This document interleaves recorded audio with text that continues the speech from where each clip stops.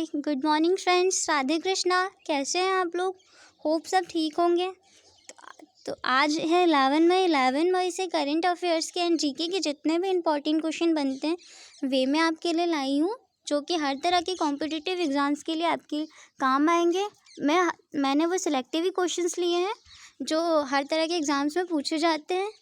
If आपको हमारी video अच्छी लगती है तो हमारी वीडियो को लाइक कीजिए, कमेंट कीजिए और हमारे चैनल को सब्सक्राइब करना ना भूलें। चलिए स्टार्ट करते हैं आज के हमारे पहले क्वेश्चन के साथ। आज का हमारा पहला क्वेश्चन है, हाल ही में किस संस्था द्वारा प्रकाशित लॉस्ट एट होम रिपोर्ट के अनुसार वर्ष 2019 में लगभग 33 मिलियन लोगों का आंतरिक रूप से विस्थापन हुआ है। तो क्वेश्चन में क्या पूछा गया है? क्वेश्चन में ये पूछा गया है कि लॉस्ट एट होम की रिपोर्ट के अनुसार जो 2019 में है ना, लगभग जो 30 मिलियन पीपल्स हैं उनका आंतरिक रूप से विस्थापन मीन्स डिस्प्लेसमेंट या शिफ्टिंग हुई है। तो इसका आंसर आ जाएगा संयुक्त राष्ट्र बाल कोष। संयुक्त राष्ट्र बाल कोष के अनुसार हुआ है। अब संयुक्त राष्ट्र बाल कोष क्या है, चलिए ये जान लेते हैं। तो संयुक्त राष्ट्र बाल कोष जो है इट मीन्स यूनिसेफ। यूनिसेफ का सबसे पहले फुल फॉर्म जान लेते हैं। यूनिफॉर्म का फुल फॉर्म है united nation international children's emergency fund. इसका जो हेडक्वार्टर है मतलब मुख्यालय जो यूनाइटेड स्टेट में है, न्यूयॉर्क में। और इसकी स्थापना जो हुई थी वो 11 दिसंबर 1946 में हुई थी न्यूयॉर्क में। और इसके जो हेड है प्रेजेंट टाइम पे, इसके जो मुख्य हैं वो है हेनरिएटा एच फोर्ड। अब थोड़ा सा ये जान लेते हैं कि लॉस्ट एट होम के अनुसार जो रिपोर्ट है वो क्या है। तो लॉस्ट एट होम की जो रिपोर्ट है उसमें क्या हुआ था कि जो 2019 की रिपोर्ट आई है उसमें 33 मिलियन पीपल्स जो है उनका जो आंतरिक रूप से जो शिफ्टिंग हुई है उसमें जो विस्थापित जो शिफ्टिंग वाले लोगों की जो संख्या है वो उसमें जो 22 मिलियंस हैं, उसमें जो 22 मिलियन है वो बच्चे हैं। और इनमें से जो 3 मिलियन लोग हैं, इनमें से जो 3 मिलियन बच्चे हैं उनका जो विस्थापन हुआ है, शिफ्टिंग जो हुई है उनकी, वो संघर्ष और हिंसा के कारण हुई है। मतलब उनकी जो शिफ्टिंग हुई है, जो 3 मिलियन बच्चे हैं उनकी शिफ्टिंग हुई है हिंसा और संघर्ष के कारण, जबकि जो 2 मिलियन बच्चे हैं उनका जो विस्थापन हुआ है वो हुआ है आपदा के कारण, प्राकृतिक आपदा के कारण, नेचुरल डिज़ास्टर के कारण। इस रिपोर्ट के अनुसार जो है ना 2019 में भारत की जो प्राकृतिक आपदाएं हैं वो सबसे ज़्यादा ऊपर रही हैं। उसके बाद भारत के बाद फिलीपींस, बांग्लादेश और चीन का स्थान है। ठीक है, अब चलते हैं हमारे नेक्स्ट क्वेश्चन की तरफ। हमारा नेक्स्ट क्वेश्चन है, केंद्र सरकार ने हाल ही में प्रधानमंत्री गरीब कल्याण योजना के तहत कितने रुपए की दूसरी किस्त को मंजूरी दे दी है। तो केंद्र सरकार ने हाल ही में प्रधानमंत्री गरीब कल्याण योजना के तहत 500 रुपये की दूसरी किस्त की मंजूरी दे दी है। तो इसका आंसर बी वाला सही हो जाएगा। तो प्रधानमंत्री गरीब कल्याण योजना के तहत है ना 300 रुपये में तीन किस्तों में 500 रुपये प्रदान किए जाएंगे। हाल ही में इस योजना के तहत दूसरी किस्त जारी की गई है। इस योजना की जो पहली किस्त जारी होने पर है ना 20,000 करोड़ से ज़्यादा महिलाओं को इसका लाभ मिला था। और इस योजना में क्या था कि उनको मिला था लाभ जिसके जो जमा खाते थे वो प्रधानमंत्री जनधन योजना के तहत पंजीकृत थे। और प्रधानमंत्री जो जनधन योजना होती है वो क्या होती है, एक वित्तीय समावेश कार्यक्रम है जिसे 2014 में लॉन्च किया गया था। चलते हैं हमारे नेक्स्ट क्वेश्चन की तरफ। हमारा नेक्स्ट क्वेश्चन है, हाल ही में अमेरिका पत्रिका फोर्ब्स ने फोर्ब्स इंडिया बिलियनियर्स की लिस्ट जारी की है। इस लिस्ट में पहले स्थान पर कौन है? तो अमेरिका की जो पत्रिका है फोर्ब्स, उन्होंने फोर्ब्स इंडिया बिलियनियर्स की लिस्ट जारी की है जिसमें मुकेश अंबानी जी हैं, वो पहले स्थान पर है। अब मुकेश अंबानी जी पहले स्थान पर किस इस सूची में आए हैं? तो इनके जो ये रिलायंस इंडिया के चेयरमैन हैं जिन्होंने 36 $36.8 बिलियन की संपत्ति के साथ अपना पहला स्थान बरकरार रखा है। ठीक है, और जो सेकंड स्थान पे आए हैं हमारे इंडिया में भारत के मिलियन डॉलर पे, वो हैं राधा किशन दामिनी 13.8 बिलियन डॉलर के साथ। अब चलते हैं हमारे नेक्स्ट क्वेश्चन की तरफ। हमारा नेक्स्ट क्वेश्चन है, हाल ही में किस राज्य के चाखाओ अर्थात काले चावल की भौगोलिक संकेत जीआई का टैग दिया गया है? तो हाल ही में मणिपुर के जो काले चावल है उनको जीआई का टैग मिला है। अब मणिपुर देख लेते हैं मैप में कहाँ पर है। तो ये रहा मणिपुर।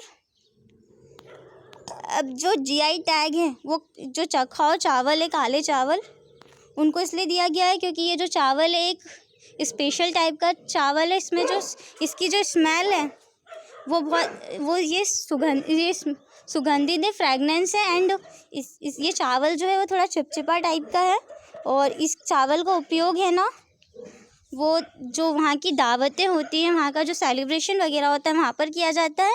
और इस चावल का उपयोग जो चिकित्सा प्रणाली है, मेडिकल ट्रीटमेंट, उसमें भी किया जाता है, इसलिए इसको जीआई का टैग दिया गया है। अब चलते हैं हमारे नेक्स्ट क्वेश्चन की तरफ। हमारा नेक्स्ट क्वेश्चन है, विश्व अस्थमा दिवस निम्न में से किस दिन मनाया जाता है? जो वर्ल्ड अस्थमा डे है वो किस दिन मनाया जाता है? तो वर्ल्ड अस्थमा डे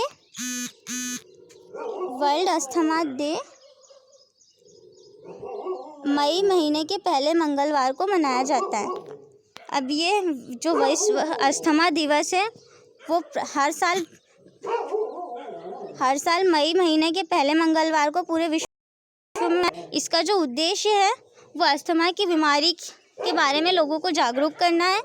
इससे सबसे पहले जो है ना 1988 में बनाया गया था, इसका आयोजन है वो ग्लोबल इनिशिएटिव फॉर अस्थमा ने किया था। अस्थमा के मरीज को सांस लेने में परेशानी होती है, बहुत ही जल्द सांस फूल जाता है, खांसी, और जो अस्थमा के सिम्टम्स है वो है अस्थमा में खांसी आती है, सांस लेने में प्रॉब्लम आती है। बट बेसिकली देखा कि लास्ट ईयर है, रिसेंट ईयर्स, ये बीमारी है सबसे ज़्यादा बच्चों में पाई जा रही है, इसीलिए इसको कहा जा रहा है कि ये ज़्यादा बच्चों में पाई जाती है। ठीक है, अब चलते हैं हमारे नेक्स्ट क्वेश्चन की तरफ। हमारा नेक्स्ट क्वेश्चन है, पेरिस स्थित अंतर्राष्ट्रीय ऊर्जा एजेंसी इंटरनेशनल एनर्जी एजेंसी के अनुसार भारत में 40 दिन के लंबे लॉकडाउन के परिणाम स्वरूप देश में जो ऊर्जा की मांग है वो कितने प्रतिशत घट गई है? तो पेरिस में अंतर्राष्ट्रीय ऊर्जा एजेंसी है, उनकी रिपोर्ट आई है, उन्होंने ये जारी किया है कि जो भारत में 40 दिन का लंबा लॉकडाउन पड़ा है, उसके कारण जो एनर्जी है देश की, एनर्जी की मांग, वो उसमें कितने प्रतिशत गिरावट आई है? तो उसमें 30% गिरावट आई है। अब देख लेते हैं IEA क्या है, इंटरनेशनल एनर्जी एजेंसी। ये क्या इंटर गवर्नमेंटल ऑर्गेनाइजेशन है, इसका जो हेडक्वार्टर है वो पेरिस में है। इसकी जो स्थापना हुई थी वो नवंबर 1974 में उसकी थी, और इसके जो हेड है वो फतेह बोरल है। अब चलते हैं हमारे नेक्स्ट क्वेश्चन की तरफ। हमारा आज का नेक्स्ट क्वेश्चन है, internet and mobile association of India के द्वारा डिजिटल इन इंडिया रिपोर्ट में सामने आए आंकड़ों के अनुसार नवंबर 2018 तक शहरी क्षेत्रों की तुलना में ग्रामीण क्षेत्रों में कितने प्रतिशत अधिक इंटरनेट उपयोगकर्ता थे? तो 12%। ठीक है, तो आज की ये बात तो हो गई। अब थोड़ा देख लेते हैं क्या चल रहा है। तो आज का जो बेसिकली समाचार है वो न्यूज़ में आया था कि आज जो हमारे प्रधानमंत्री हैं वो सारे स्टेट्स के सीएम के साथ बैठक करेंगे, मीटिंग है उनकी। तो आपको क्या लगता है मीटिंग में क्या होगा? क्या लॉकडाउन को और बढ़ाया जाएगा? इफ़ लॉकडाउन को और बढ़ाया जाएगा तो इससे हमारे देश की जो इकोनॉमी है उसमें कितनी प्रॉब्लम आएगी, मतलब उसमें कितनी गिरावट आएगी, इफ़ आएगी तो उससे हमारे देश को क्या क्या नुकसान होने वाले हैं। और अगर लॉकडाउन नहीं बढ़ाया जाएगा तो उससे कोरोना वायरस का खतरा जो है वो कितना बढ़ सकता है। और अभी जो ठीक है, तो इसका आंसर जो है वो आपके हमारे कमेंट बॉक्स में दीजिए। Right your views in our comment box. तो चलिए अब चलते हैं हमारे नेक्स्ट क्वेश्चन की तरफ। हमारा नेक्स्ट क्वेश्चन है, हाल ही में मध्याह्न भोजन राशन प्रदान करने वाला पहला राज्य कौन बना? तो हाल ही में जो मध्याह्न भोजन प्रदान करने वाला पहला राज्य है वो मध्य प्रदेश बना है। अब मध्य प्रदेश है तो मध्य प्रदेश की कैपिटल क्या है? मध्य प्रदेश की कैपिटल है भोपाल। और मध्य प्रदेश के प्रेजेंट टाइम में सीएम है वो है शिवराज सिंह चौहान, जो कि बीजेपी पार्टी से बिलोंग करते हैं। और मध्य प्रदेश की जो स्थापना हुई थी वो 1 नवंबर 1956 में हुई थी। और मध्य प्रदेश का जो निक नेम है वो है हार्ट ऑफ इंडिया।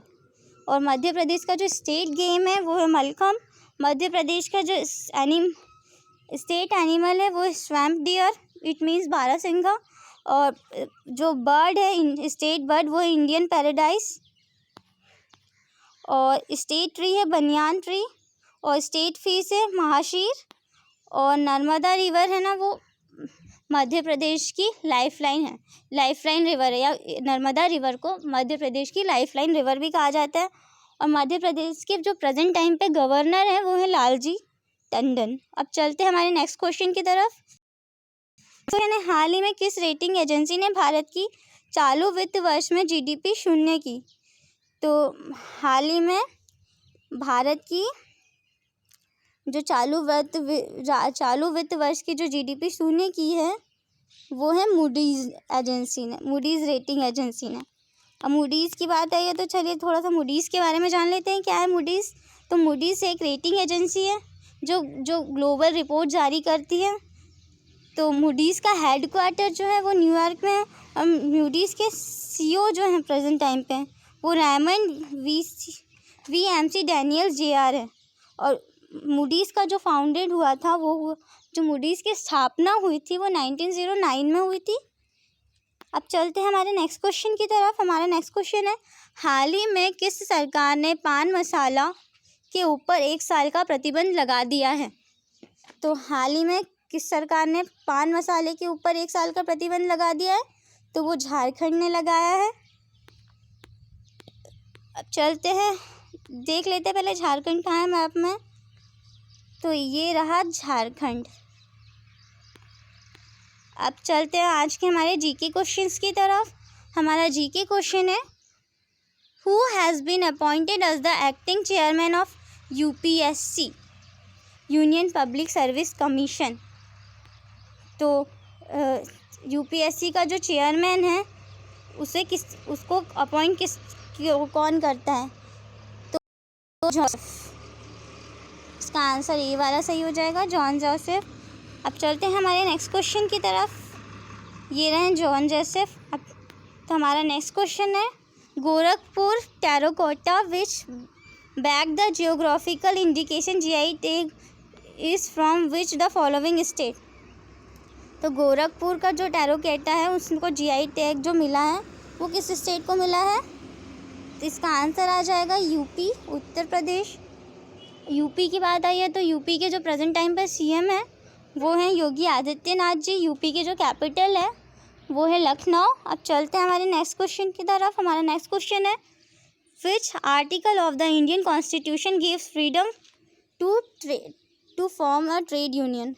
कौन सा आर्टिकल है इंडियन कॉन्स्टिट्यूशन का जो हमें फ्रीडम टू ट्रेड यूनियन देता है? तो आर्टिकल 19(1)(c), आर्टिकल 19 का पार्ट 1 का सी वाला पार्ट है।